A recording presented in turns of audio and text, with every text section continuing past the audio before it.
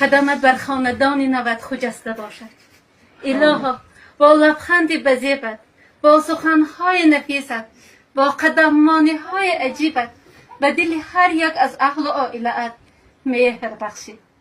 مهر پر از صداقت، مهر پر از رفاقت، مهر پر از عشق و محبت صمیمانه. دختری نازنین من، فرشته خاندان ما، از نام پدر و مادرت گفتنی هستم که از همان روزی که خداوند برای من تو را هدیه نمود، آرزوی آن را داشتیم که تو را در جامعه عروسی ببینید. این همه بخت و تختی بلند دختر جان برایت مبارک باشد. خدمتگزار شوهرت باشی، فرمانبردار ایشان شوی، جفتی مناسب گردی و قدمهایت در زندگی مستقلانه استوار باشد.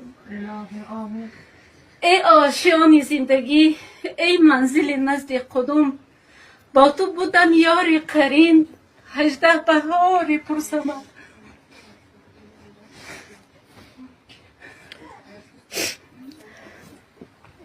کی دانمت ای در زندگی همسوز بوده است.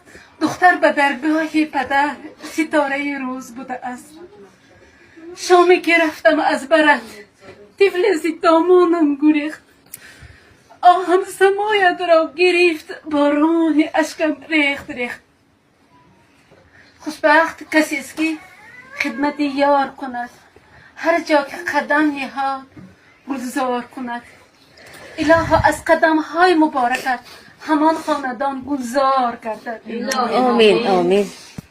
الها مادر تو سری تو همیشه دعاگوی تو باشد. آمین. خوشبخت الهی من. خوشبخت دختری جان. خوشبخت.